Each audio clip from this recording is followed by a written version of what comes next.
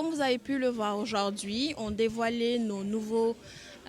téléphones ainsi que notre nouvelle Galaxy Watch et les Buds 2. Comme vous le savez, l'ambition de Samsung a toujours été de rendre accessible au plus grand nombre la technologie de pointe. Et les nouveaux appareils qu'on vient de dévoiler n'échappent pas à la règle. Nous sommes à la 3e génération de Galaxy Z Fold 3 et de Galaxy Z Flip 3. Et en ce sens, nous avons pu réduire de manière significative les coûts de production, ce qui nous permet aujourd'hui de proposer ces téléphones très premium à des prix beaucoup moins chers que les 2 versions précédentes. Comme vous le savez également, on est dans un contexte sanitaire très particulier et c'est pour cela aussi que nous voulions offrir aux professionnels qui sont nos clients des appareils qui leur permettent de faire le télétravail de manière très optimale et assez fluide. Samsung est en partenariat avec Microsoft, Google et d'autres entreprises et c'est pour cela que nous avons sur ces derniers téléphones nouvelle génération des applications embarquées telles que le pack Office, Teams pour faire des meetings en ligne, ce qui vraiment va permettre aux professionnels que nous comptons parmi nos clients de vraiment pouvoir travailler de manière efficace dans le contexte sanitaire que nous connaissons actuellement.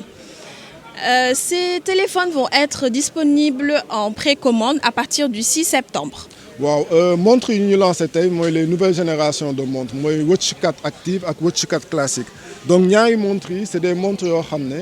dañoo xool tey jii nii nit ñi lan lañ gën a soxla mooy maanaam des objets connectés yoo xam ne di nga ko mun déplacer dina la mun dimbale te tey nii tu as pas forcément besoin de la connexion ak sa téléphone. donc tey en isolé montre yooyu di nga ko mun utiliser ba pare am na ay collaboration yu bëri ñu def ak Google loolu dafay permettre client bi mun am accès à application yu ñu doon am ci téléphone bi directement à partir des montres. donc tey di nga mun am sa itinéraire di nga mun utiliser Google Maps dina mun utiliser l'ensemble des applications yoo xam ne Play Store moo ngi koy may ci téléphone yi directement à partir des montres. waaw loolu dëgg la maanaam tey soo xoolee sur les téléphones pliables mooy ñaari fold yi dañoo lancé benn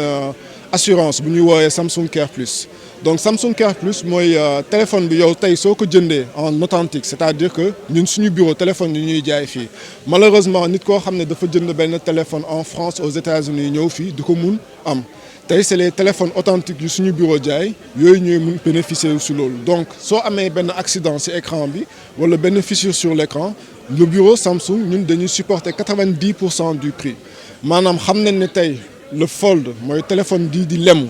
technologie bi dafa cher écran yi dafa cher loolu moo tax ñun on a pris le soin de supporter 90% du prix maanaam tey client bi su amee problème ak téléphone yooyu fekk mu am assurance Samsung Care Plus il ne payera que 58 000 francs sur benn 600 000 francs au moins boo xam ne daf ko waroon fay. question bu importante c'est-à-dire assurance boobu tu l'as une fois sur les 2 ans de garantie. donc benn yoon bu écran bi yàqu wala écran bi am problème Samsung va supporter les 90% mais su demee sur 2e fois wala 3e fois bon instant boobu client bi moo ko war a jël en charge.